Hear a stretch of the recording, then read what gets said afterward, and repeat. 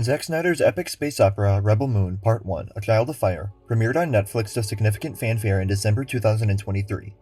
While critics weren't crazy about the science fiction film, Snyder's fans mostly seemed to enjoy it, and the movie soared to the #1 spot on Netflix's top 10 in countries across the globe.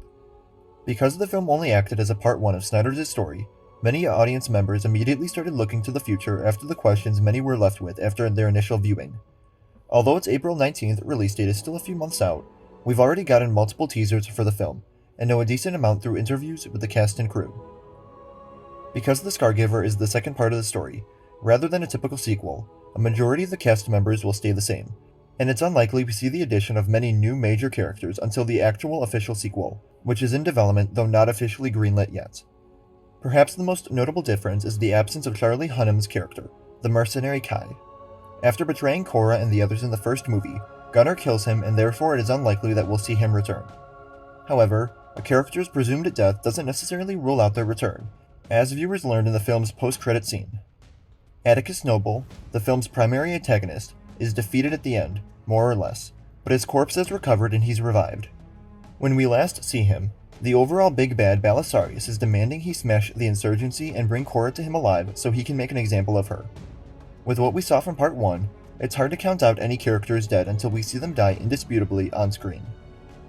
Returning cast members for Rebel Moon Part 2, The Scargiver, include Sofia Boutella as Korra, Digimon Hunsar as Titus, Michael Huisman as Gunnar, Farah Free as Belisarius, Ed Skrein as Atticus Noble, Juna Bay as Nemesis, Ray Fisher as Darian Bloodaxe, Cleopatra Coleman as Devra, Staz Nair as Tarek, Anthony Hopkins as the voice of Jimmy, and Charlotte Maggie as Sam.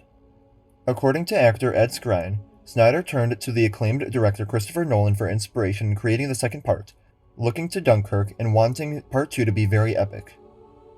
The second half of the story will focus on the big battle between Korra and the insurgency and the tyrannical regime of Belisarius.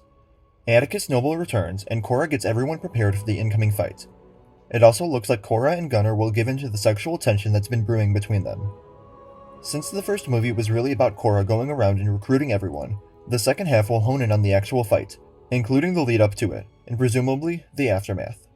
It'll also be interesting to see how Korra's companions react when they likely find out she is Belisarius' adopted daughter.